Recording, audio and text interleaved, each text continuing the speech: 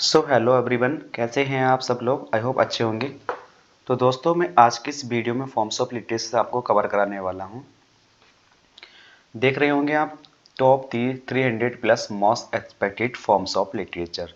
2011 से लेकर 2021 तक के जितने भी टीजीटी, पीजीटी, डीएसएसबी के पेपर्स हुए हैं, सबका कलेक्शन में इस वीडियो में लेके आया हूँ। लेकिन इसमें मैंने 100 क्वेश्चंस लिए हैं। 100 क्वेश्चंस तो हमें कवर करने ही करने हैं, लेकिन उसके साथ हमने कुछ यहाँ पे एडिशनल इन्फॉर्मेशन भी ऐड की है, वो भी आपको अच्छी तरीके से देखना है दोस्तों। ठीक है, चलिए स्टार्ट करते हैं बिना देरी किए।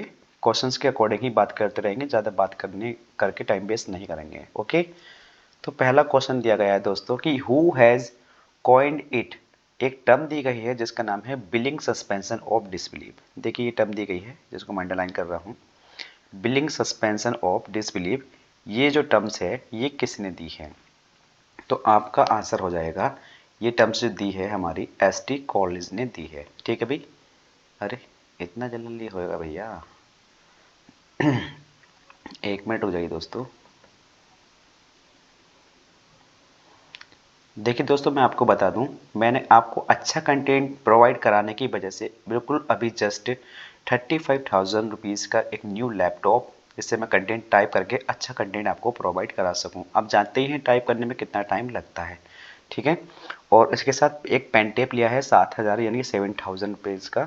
तो उसी से मैं वीडियो शूट कर रहा हूँ और ये मेरी पहली वीडियो होगी, और मैं कोशिश करूँगा कि आपको बहुत बिंदास कंटेंट दिया जाए जिससे आपको सेटिस्फेक्शन मिले। ठीक है, तो दोस्तों मैं आपको बता दूं, जैसे 4 राइटर ऑप्शन में दिए गए हैं, तो इसका आंसर जो हो जाएगा option number B ST college हो जाएगा।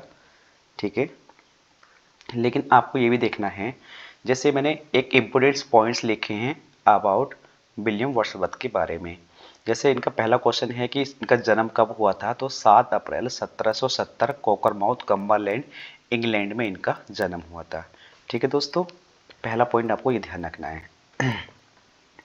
तबीयत थोड़ा ख़राब है तो आप टेंशन ना लें, थोड़ा मौसम चेंजेस हो रहा है तो खांसी और थोड़ा फीवर भी है हल्का, दवाई लगातार चल रही है, तो मेहनत हमारी बरकरार रखेंगे हम, वैसे कोशिश करेंगे। ठीक है, देखिए दोस्तों, दूसरा क्वेश्चन है, जो इनकी डेथ हुई है वो 23 अप्रैल 1850 में इनकी डेथ हुई है।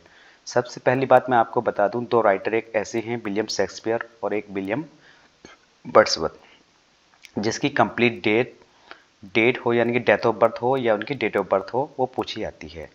ठीक है, तो इनका जन्म 7 अप्रैल 1770 में हुआ था, लेकिन इनकी जो डेथ हुई है वो हुई है हमारी 23 अप्रैल 1850 में। ये बीमारी पूछी जाती है कि इनकी किस बीमारी से डेथ हुई थी, तो आपको याद रखना है पिल्यूजरी नाम की एक बीमारी थी। ये जो फेफड़ों से लंग्स होते हैं ना हमारे फेफड़े, उसी से रिलेटिव एक बीमारी होती है इनकी। जब इनकी डेथ हुई थी तो कितने वर्ष के थे उस टाइम दोस्तों? ये 80 वर्ष के थे। ये क्वेश्चन पूछा जा सकता है, ये ध्यान रखना है। जब इनकी डेथ हो गई थी तो इनको बरीड किया गया था। बरीड का मतलब होता है इनको दफन करना। ठीक है, तो इनको दफन किया गया था ग्रासमेयर चर्चयार्ड में। ओके दोस्तों, नेक्स्ट क्वेश्चन देख लेते हैं कि पूछे जाते हैं इनके फादर कौन है, तो जॉन वर्ड्सवर्थ हैं, और इनकी मदर की बात करें तो वो अदर कौन है, इनकी एन कुक्सन है। ठीक है दोस्तों, देखिए ये जॉन वर्ड्सवर्थ इनके पिता हैं, और जो मदर है इनकी ये है हमारी एन कुक्सन। ओके, नेक्स्ट क्वेश्चन है, देखिए इनकी वाइफ रही है मैरी हचिंसन। मैरी हचिंसन से इनकी शादी होती है, लेकिन इनके साथ साथ इनकी इनसे पहले इनकी एक बिलप्ड थी। बिलप्ड का मतलब होता है इनकी गर्लफ्रेंड थी जिसको प्यार करते थे। ठीक है, एनेटी वेलन। एनेटी वेलन एक फ्रांस लेडी थी, फ्रांस की लेडीज थी ये। तो इनकी सिस्टर यानी कि विलियम वर्ड्सवर्थ प्लस इनकी सिस्टर डोरोथी वर्ड्सवर्थ, ये फ्रांस में घूमने के लिए गए थे कहीं। एक्सकर्जन का मतलब होता है कहीं घूमने के लिए गए थे। ठीक है, क्योंकि ये नेचर पॉइंट जाने जाते हैं, तो ये हर जगह घूम घूम के इन्होंने नेचर के बारे में जाना कि कहाँ का नेचर कैसा है, कहाँ पर क्या किस तरीके के नेचर से रिलेटिव ही सारी पॉइंट्स इन्होंने लिखी हैं। ठीक है, तो वहाँ पर एनेटी वेलन नाम की एक लेडी से इनको प्रेम हो जाता है, और इसी के साथ अवैध संबंध यानी कि बगैर शादी के अवैध संबंध रहते हैं, जिससे इनकी एक बेटी पैदा होती है जिसका नाम था कैरोलिन। ये क्वेश्चन पूछा जाता है। ठीक है भाई, इसको अंडरलाइन कर लो, ये क्वेश्चन पूछा जाता है कैरोलिन। नेक्स्ट क्वेश्चन पूछा जाता है कि इन्होंने लगभग कितनी सोनेट्स लिखी हैं, तो आपका अगर आप नेट पर भी चेक करेंगे तो 523 सोनेट्स आएगा। अगर 523 नहीं आए तो 500 प्लस ऑप्शन में आएगा। ठीक है, इस बात का ध्यान रखना है दोस्तों। एक इनका इम्पोर्टेंट बहुत इंपॉर्टेंट वर्क था जिसका नाम था लिरिकल वैलेट्स। तो लिरिकल वैलेट्स में देखिए बहुत सारे क्वेश्चन बनेंगे यहाँ पे। तो आपको ध्यान रखना, जो लिरिकल बैलेट्स है इसमें टोटल सबसे पहली बात को ध्यान रखना है 23 पोएम्स थी। और ये लिरिकल बैलेट जो था दो पोएट थे, यानी कि विलियम वर्ड्सवर्थ और एक एस टी कॉलिंस, इन दोनों ने मिलकर इस वर्क को लिखा था। अब दूसरा क्वेश्चन ये बनता है कि 23 पोएम्स में से इन दोनों ने कितनी कितनी पोएम्स लिखी थी। तो मैं बता दूं आपको 4 पोएम्स लिखी थी एस टी कॉलिंस ने, ठीक है भाई, और 19 पोएम्स लिखी थी हमारी विलियम वर्ड्सवर्थ ने। अब देखिए टोटल हमारी कितनी हो गई, 23 हो गई, लेकिन आपसे ये पूछा जाए कि 23 में सबसे पहली पोएम्स कौन सी थी। तो सबसे पहली पोएम्स आपके सामने एस टी कॉलिंस की थी, ये the rhyme of ancient mariner. ये किसकी पोएम है कॉलिंस की, लेकिन इस लिरिकल बैलेट्स की फर्स्ट पोएम थी। आपसे ये पूछा जाए क्वेश्चन की लिरिकल बैलेट्स की लास्ट पोएम कौन सी थी, तो आपका आंसर जाएगा टिंटन अवे की थी, टिंटन अवे थी, ठीक है। और ये किसकी थी, विलियम वर्ड्सवर्थ की थी। ये आपको ध्यान रखना है, ठीक है भाई। तो फर्स्ट बुक और लास्ट बुक पूछी जा सकती है आपसे, बहुत अच्छा इंपॉर्टेंट क्वेश्चन है। अब क्वेश्चन ये बनता है नेक्स्ट हमारा कि जो लिरिकल बैलेट्स थी इसके कितने एडिशंस आए थे, यानी कितनी बार ये पब्लिश्ड हुई थी, ठीक है दोस्तों। तो मैं अब इस पे एडिशंस मैंने इसके ऐड करे हैं तो मैं आपको बताता हूँ। चलिए देखिए दोस्तों, फर्स्ट एडिशन आया था इसका, आपके सामने क्वेश्चन लिख रहा है 1798 में फर्स्ट एडिशन आया, ये पूछा जा सकता है। सेकंड एडिशन आया इसका 1800 में। तो इस एडिशन में इसमें एक वर्ड था प्रीफेस, प्रीफेस इसमें ऐड होकर आया था, यानी कि जो ये बुक थी इस बुक में एक प्रीफेस नाम का वर्ड ऐड किया गया था। ओके दोस्तों, थर्ड एडिशन पूछा जा सकता है आपसे कब आया था, तो आपको ध्यान रखना है 1802 में आया था, 1802 में आया था। ओके दोस्तों, इसमें क्या कौन सा वर्ड एडिट किया गया था, तो आपको याद रखना है अपेंडिक्स ऑन पोएटिक डिक्शन, इसमें ये जो वर्ड था ऐड किया गया था। अब पूछा जा सकता है इनका फोर्थ एडिशन कब आया था, तो 4 ही एडिशन आए थे, ठीक है, ध्यान रखना है। तो फोर्थ एडिशन को ही लास्ट एडिशन कह सकते हैं हम, ये 1805 में आया था और इसमें कोई भी वर्ड इंक्लूड नहीं किया गया था, इस बात का आपको ध्यान रखना है। ओके दोस्तों, चलिए अब देख लेते हैं हम नेक्स्ट क्वेश्चन क्या है हमारा। नेक्स्ट क्वेश्चन आपके सामने दिया गया है एक मिनट रुक जाइए ना।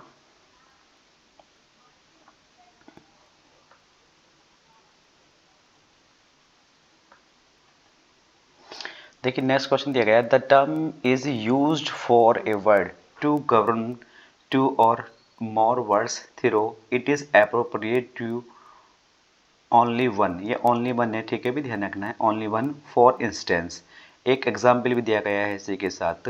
एग्जाम्पल क्या है, he broke her relation and her heart, ठीक है। तो ये पूछा गया इसका आंसर क्या होगा। तो ये एक डेफिनेशन है, किसकी है, ये एक वर्ड है हमारा जियोग्मा, ठीक है। ये अपने आप में फिगर ऑफ स्पीच भी है, अपने आप में क्या है, ये फिगर ऑफ स्पीच भी है।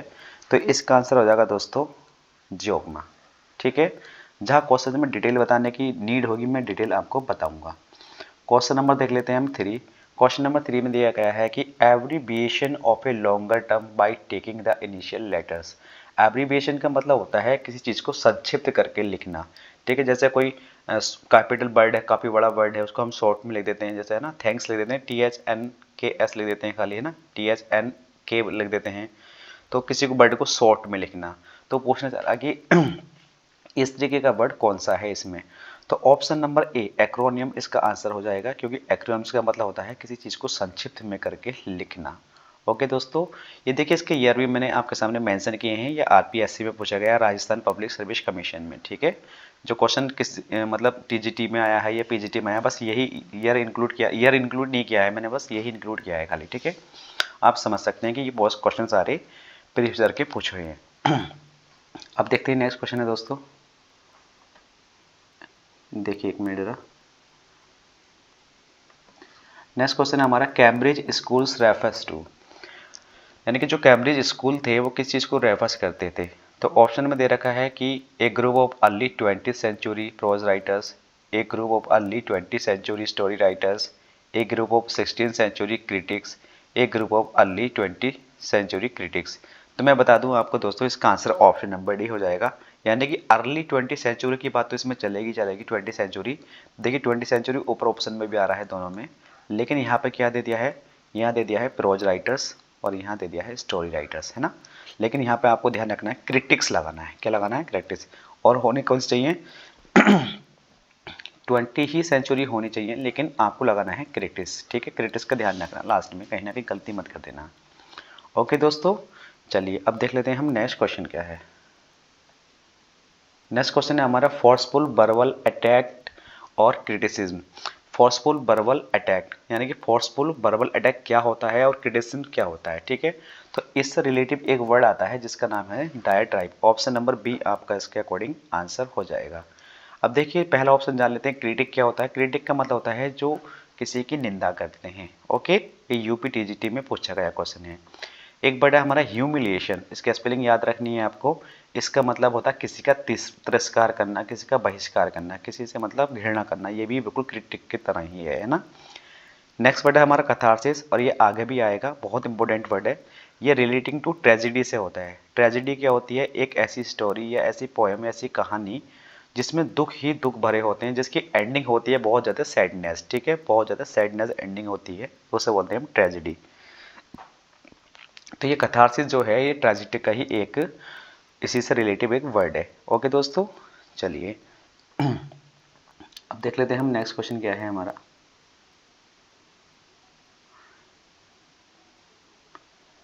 नेक्स्ट क्वेश्चन है, देखिए दोस्तों, as a social practice it एम्बोडाइज।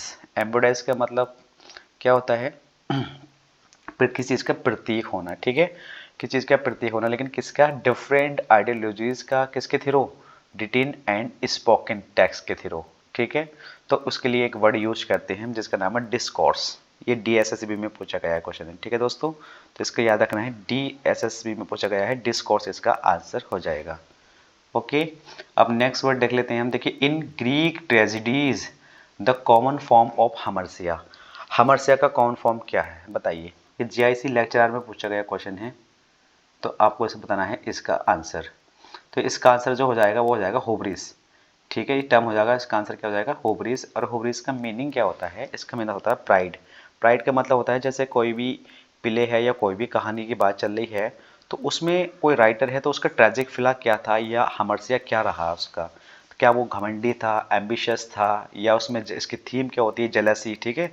इस तरीके के उसे बोलते हैं हम हमरसिया या ट्रेजिक फिला, उसको हम बोल सकते हैं। ओके दोस्तों, चलिए अब देख लेते हैं नेक्स्ट क्वेश्चन है। टर्म दी गई है एक, हेलेनिज्म और Hebraism are the terms given by. ये टर्म्स है किसने दी है, तो आपका जवाब हो जाएगा ये मैथ्यू अर्नोल्ड ने दी है, यानी कि ऑप्शन नंबर डी आपका यहाँ पर करेक्ट आंसर हो जाएगा। ओके अब देखिए यहाँ पर कुछ इंपॉर्टेंट पॉइंट्स मैंने अबाउट शेक्सपियर के बारे में लिखे हैं, तो यहाँ पर भी देख लेते हैं हम कितने क्वेश्चन यहाँ पे एक्स्ट्रा बना रहा हूँ, यानी कि जो एडिशनल इन्फॉर्मेशन मैंने आपको दी है, ठीक है। 6 क्वेश्चन है, देख लें, कोई ज़्यादा जरूरी नहीं है। पहला क्वेश्चन है कि इनका जन्म कब हुआ था, तो 23 अप्रैल 1564 में इनका जन्म हुआ। सबसे पहले तो कंप्लीट डेट आपको याद रखनी है। कहाँ हुआ, स्ट्रैटफोर्ड अपॉन एवन। देखिए सबसे पहला क्वेश्चन में एरर यही बन जाता है। सबसे पहला क्वेश्चन, ये क्वेश्चन पूछा गया है, मैं आपको बता देता हूँ। डेट तो बहुत बार ही पूछी गई है, लेकिन ये जो क्वेश्चन है, देखिए ये जो है स्ट्रैटफोर्ड अपॉन, यहाँ पर जो अपॉन लिख रहा है ना, इसका अपॉन को आपको ये ध्यान रखना है, अपॉन ही लगाना है। यहाँ पे ऑन लिख के मिल सकता है, इनटू मिल सकता है, कुछ भी प्रीपोजिशन मिल जाए उसका ध्यान रखना कि यहाँ पे आपको अपॉन ही लगाना है, ठीक है। अपॉन एवन, इंग्लैंड में इनका जन्म हुआ था। अब देखिए इनके जन्म की बात करें तो इनको बैप्टाइज किया गया था। इनके जन्म के बारे में पता कैसे चला था, ये एक चर्च थी, Holi Trinity church, Holi Trinity church, उसमें वहाँ से इनको 23 अप्रैल में वहाँ से इनको बैप्टाइज किया गया था, वहाँ पर ये मिली थी, ठीक है। तो वहाँ पे एक रिवाज होती थी कि 3 दिन के बाद बच्चे का क्या होता था, नामकरण होता था। तो वहीं से पता चला था इनका कि अगर ये 3 दिन के बाद मिले थे, यानी कि 26 में मिले थे, तो 3 दिन बाद मिले थे, तो 3 दिन पहले इनका जन्म होया होगा, यानी कि 23 अप्रैल में, ठीक है। तो मिले कहाँ थे, हॉली ट्रिनिटी चर्च में मिले थे, ठीक है, ये ध्यान रखना है, वहीं इनका जन्म हुआ था। अब देखिए क्वेश्चन ये है कि डेथ इनकी कब हुई थी, 23 अप्रैल 1616 में इनकी डेथ हुई। तो सबसे पहली इंपॉर्टेंट बात यही है, क्वेश्चन ऐसे भी पूछा जा सकता है कि ऐसा राइटर कौन है जिसके 23 अप्रैल में ही इनका जन्म हुआ और 23 अप्रैल में ही इनकी डेथ हुई, तो विलियम शेक्सपियर हैं, ठीक है। कंप्लीट डेट इनकी याद रखनी है कि 23 अप्रैल 1564 में इनका जन्म हुआ और 23 अप्रैल 1616 में इनकी डेथ हो गई थी, ठीक है दोस्तों। अब देखिए नेक्स्ट क्वेश्चन देख लेते हैं कि ये जो इनके पिता का नाम क्या है, जॉन शेक्सपियर है, और मदर जो है इनकी मैरी आर्डन है। ठीक है दोस्तों। नेक्स्ट क्वेश्चन है कि 3 किड्स, देखिए इन्होंने जैसे शादी करी तो इनके 3 किड्स थे। 3 किड्स में एक इनकी सुजैना, इनकी एक बेटी थी, 2 इनके ट्विंस थे। ट्विंस का मतलब होता है जन्म, मतलब जुड़वा हुए थे। ठीक है, एक में हैमलेट था और एक में क्या होता है, जूडिथ थी।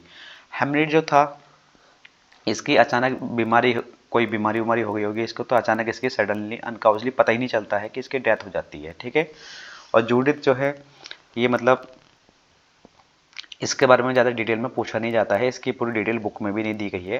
तो ये 2 ट्विंस थे, दोनों जुड़वा बहन भाई थे, एक सुजैना थी। ठीक है, ध्यान रखना है। 3 इनके किड्स थे, 3 बच्चे थे। और क्वेश्चन ये पूछा जाता है नेक्स्ट क्वेश्चन पूछा जाता है कि इनकी 4 ग्रेट ट्रेजेडी कौन सी थी। तो आपको सीक्वेंस भी पूछा जाता है, ध्यान रखना है। तो सीक्वेंस में आपको याद रखना है HOKM।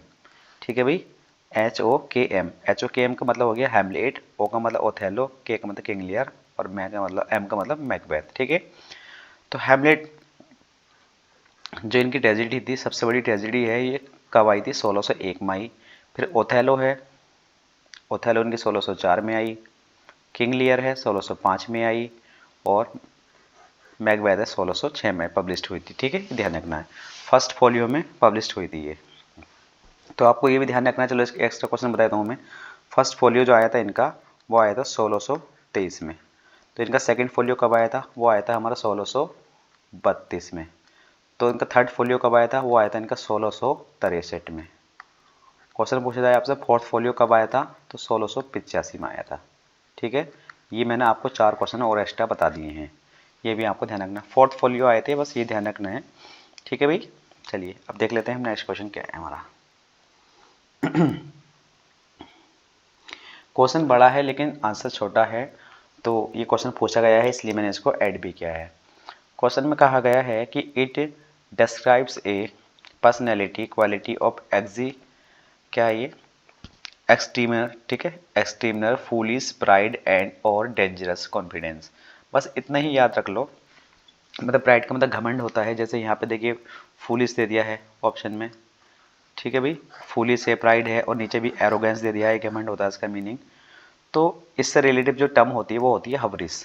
हबरिस का मतलब जानते हैं ना, अभी ऊपर टर्म आई थी हमारी प्राइड होता है इसका मतलब। ठीक है, तो इसका आंसर हो जाएगा हबरिस।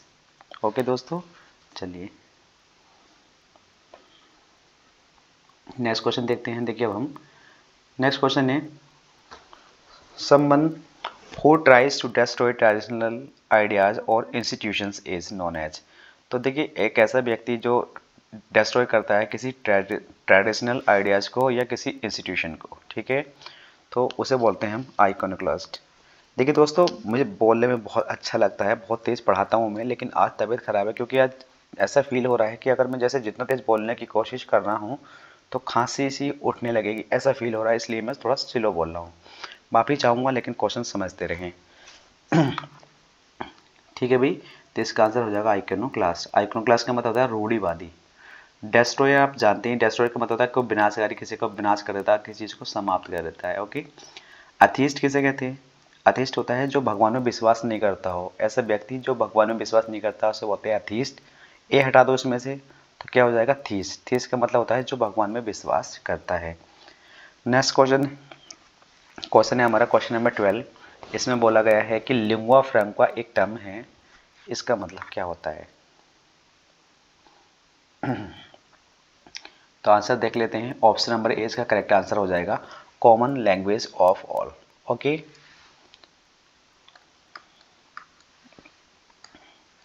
तो ये आंसर हो जाएगा इसका ऑप्शन नंबर ए।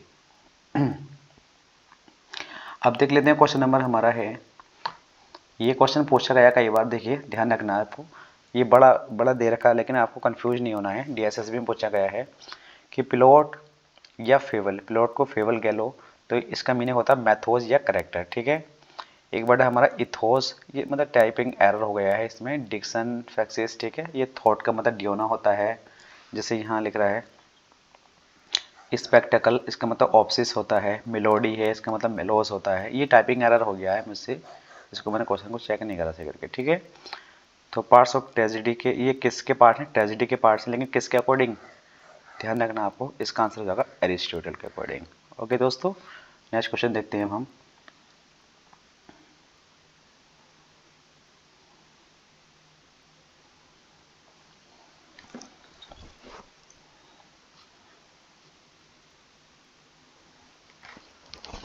देखिए नेक्स्ट क्वेश्चन दिया गया है कि Brutus peace count the clock Cassius clock has stricken 3 here Shakespeare mention clock was not invented at that time. देखिए इसका मतलब होता क्या है